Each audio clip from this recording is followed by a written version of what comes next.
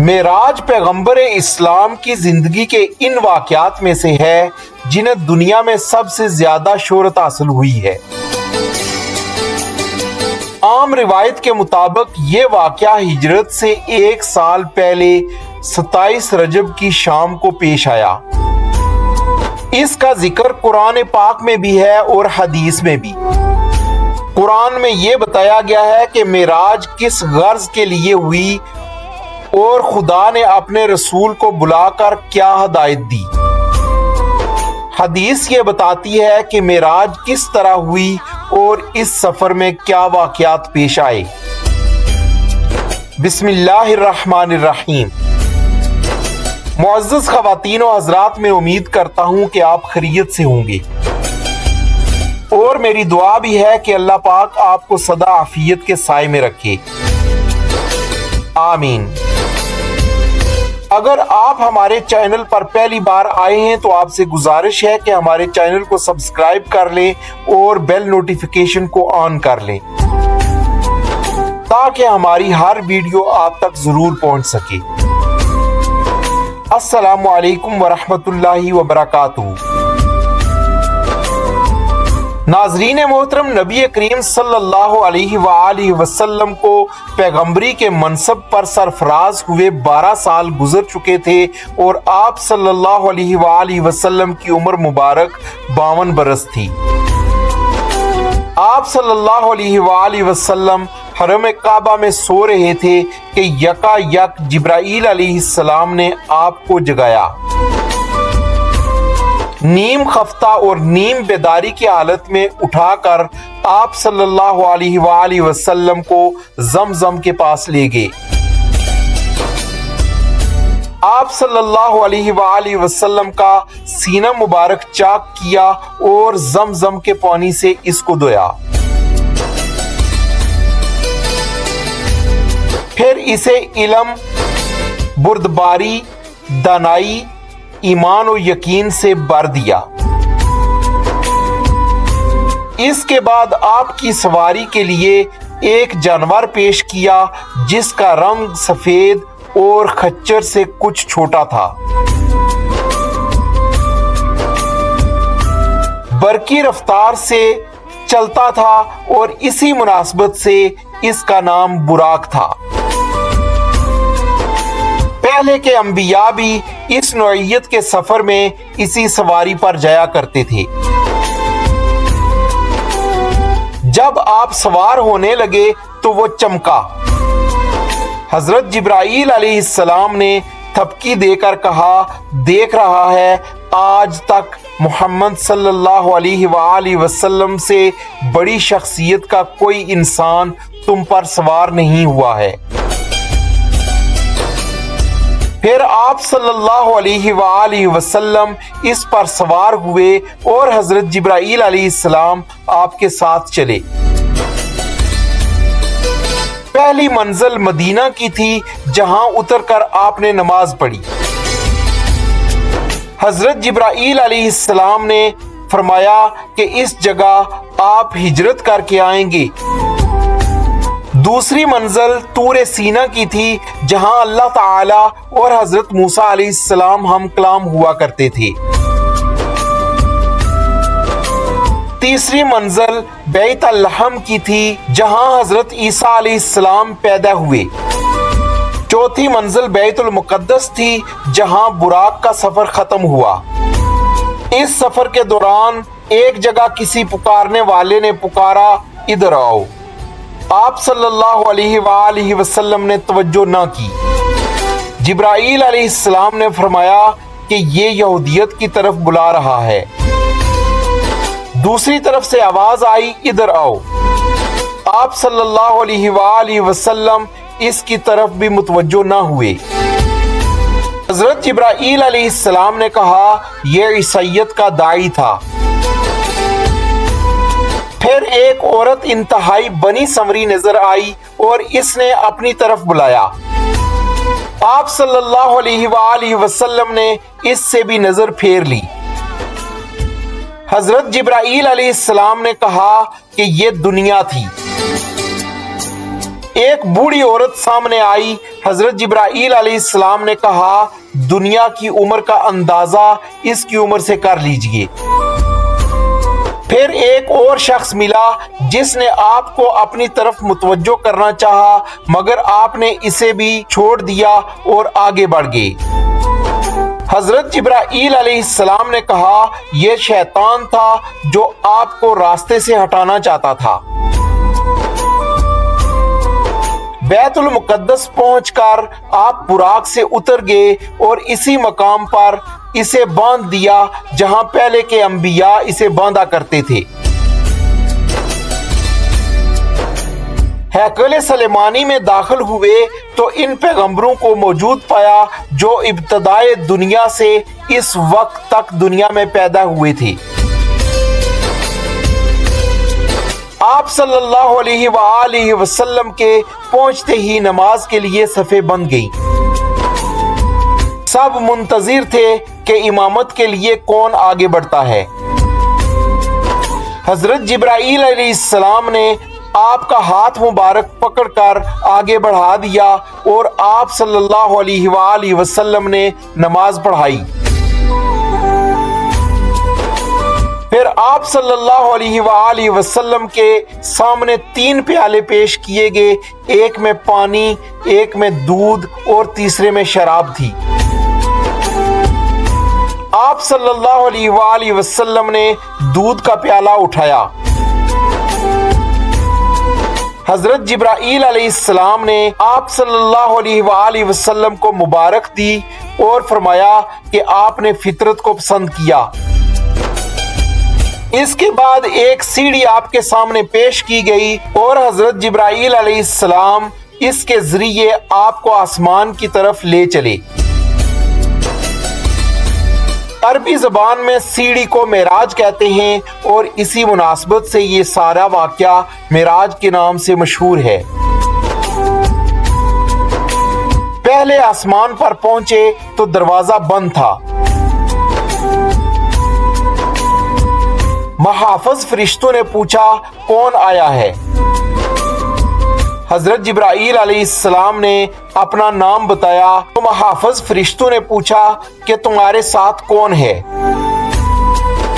حضرت جبرائیل علیہ السلام نے کہا محمد صلی اللہ علیہ وآلہ وسلم۔ پوچھا گیا کیا انہیں بلایا گیا ہے؟ فرمایا ہاں۔ تب دروازہ کھلا اور آپ صلی اللہ علیہ وآلہ وسلم کا خیر مقدم کیا گیا۔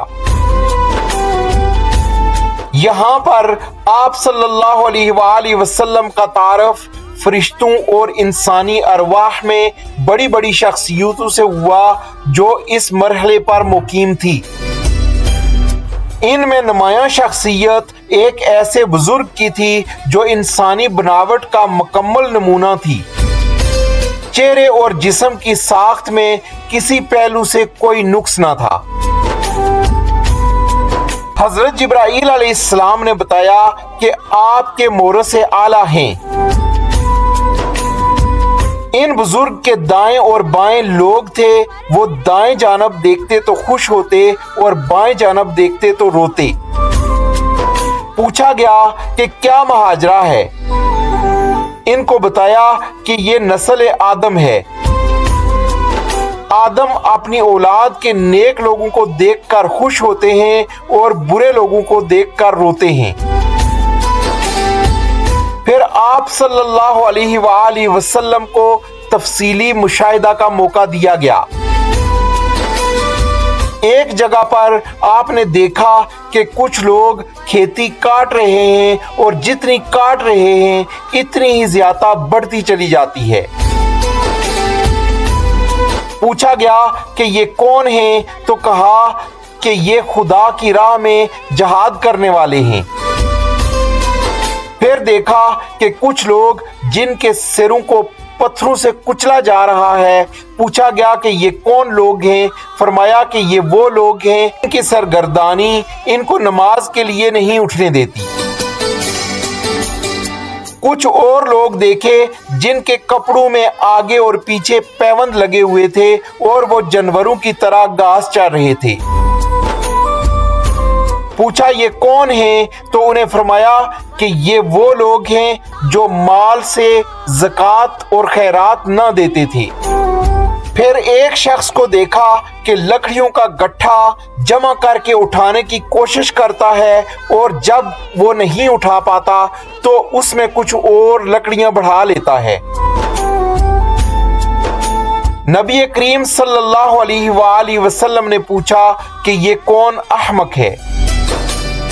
کہا گیا کہ یہ وہ شخص ہے جس پر امانتوں اور ذمہ داریوں کا اتنا بوجھ تھا کہ یہ اٹھا نہ سکتا تھا، مگر ان کو کم کرنے کے بجائے اور زیادہ ذمہ داریوں کا بھار اپنے اوپر لادتا چلا جاتا تھا۔ پھر دیکھا کہ کچھ لوگوں کی زبانیں اور اونٹ کینچیوں سے کترے جا رہے ہیں۔ فرمایا کہ یہ کون لوگ ہیں؟ کہا گیا کہ یہ غیر ذمہ دار مقرر ہیں جو بلا تکلف اپنی زبان چلاتے اور فتنہ برپا کیا کرتے تھے۔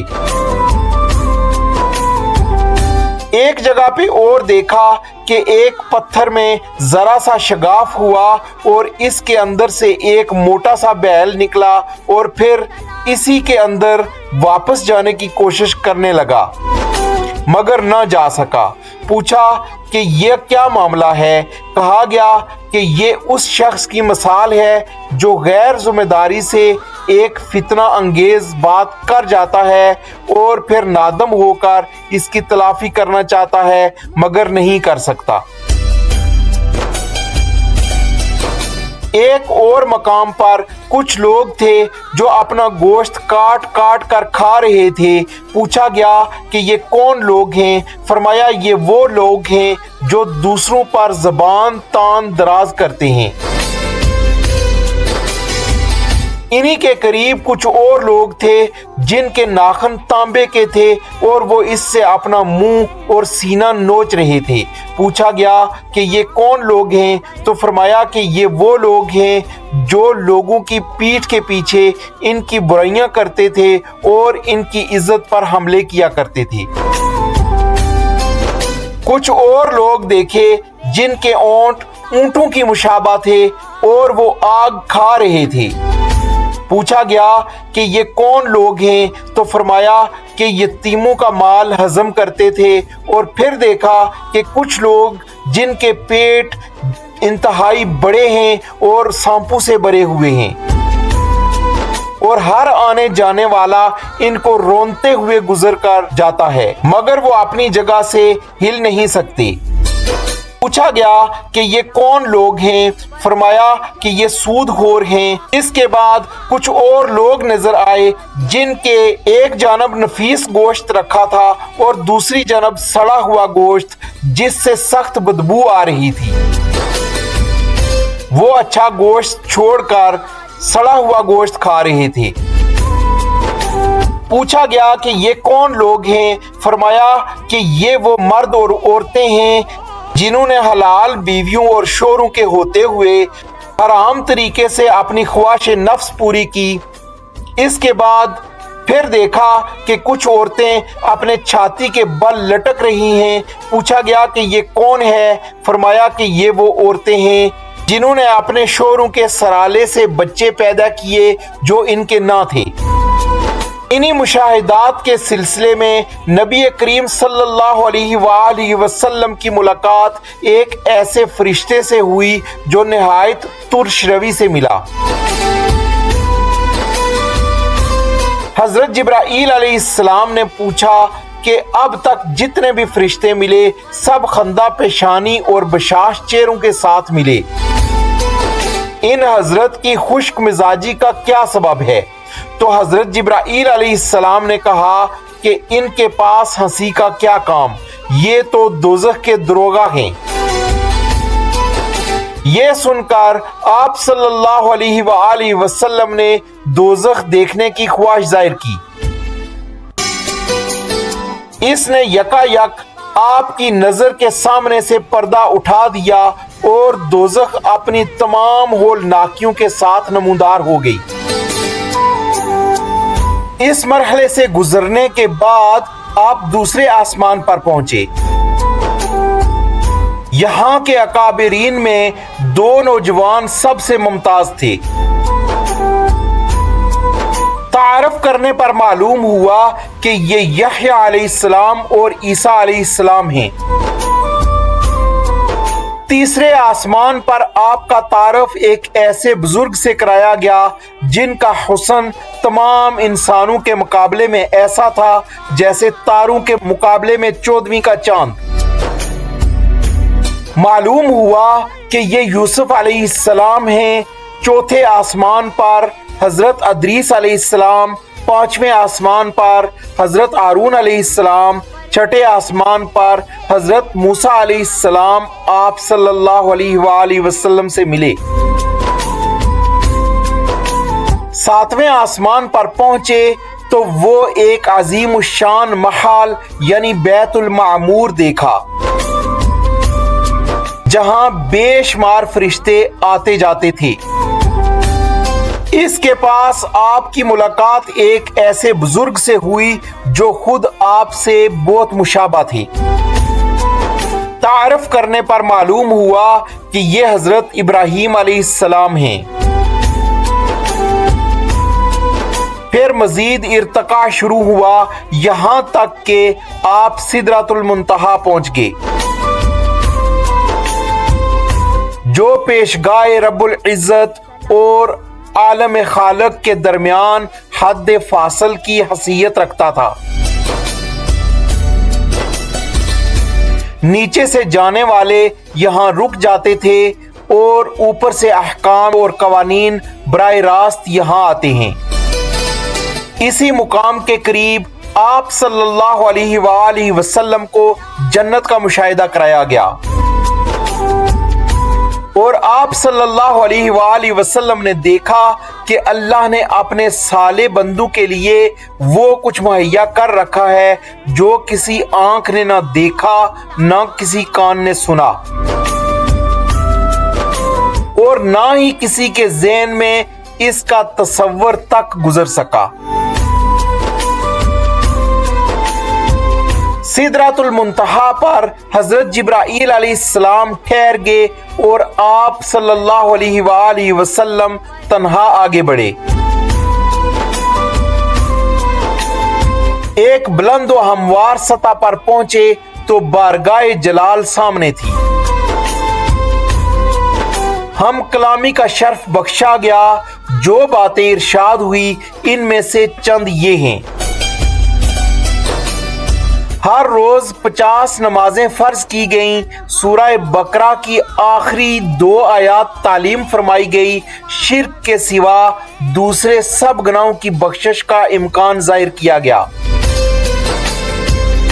ارشاد ہوا کہ جو شخص نیکی کا ارادہ کرتا ہے اس کے حق میں ایک نیکی لکھ لی جاتی ہے، اور جب وہ اس نیکی پر عمل کرتا ہے تو 10 نیکیاں لکھی جاتی ہیں، مگر جو برائی کا ارادہ کرتا ہے اس کے خلاف کچھ نہیں لکھا جاتا، اور جب وہ اس پر عمل کرتا ہے تو صرف ایک ہی برائی لکھی جاتی ہے۔ پیشی خداوندی سے واپسی پر جب نیچے اترے تو حضرت موسیٰ علیہ السلام سے ملاقات ہوئی۔ انہوں نے رواداد سن کر کہا، میں بنی اسرائیل کا تلخ تجربہ رکھتا ہوں۔ میرا اندازہ ہے کہ آپ کی امت 50 نمازوں کی پابندی نہیں کر سکتی۔ جائیے اور کمی کے لیے عرض کریں۔ آپ صلی اللہ علیہ وآلہ وسلم گئے اور اللہ کے حضور درخواست کی کہ یا اللہ، امت کمزور ہے، کچھ رعایت عطا فرمائیں۔ اللہ تعالیٰ نے 10 نمازیں کم کر دی۔